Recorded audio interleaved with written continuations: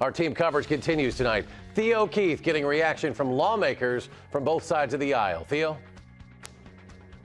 Eric, Republicans say that Walker's third State of the State speech comes with Wisconsin in a much different position than his first two speeches, a much better position this state is in, they say. Of course, the governor and the legislature are two different branches of government, and so Republicans say they're going to have to wait until the governor makes his budget address likely next month in order to see specifics on what he wants done. But if that's the main course, Republicans say they like tonight's appetizer.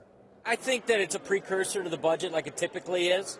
So, there's more details yet to come. But I thought he reiterated a lot of the things that I know the Republican legislature has been talking about, which is the state's on the right track. I think he was clear tonight in saying we want to focus on regulatory reform, cutting taxes, making sure our very best teachers can be paid more than they earn today, and lastly, that we have a mining bill brought to be signed sometime hopefully in the spring. I think that's a pretty aggressive agenda for the legislature.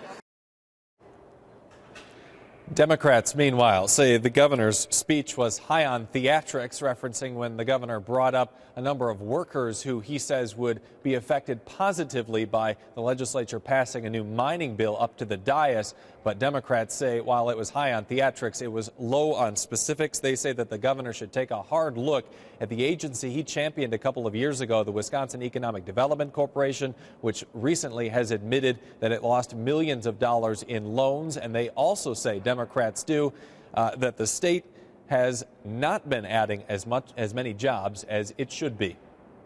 What we needed was just a simple, candid assessment of what's going right and what needs dramatic improvement. And that's what was missing here tonight. He's had the same priority of trying to set jobs as our number one priority for 2 years, but he said that, but we haven't seen the results of it.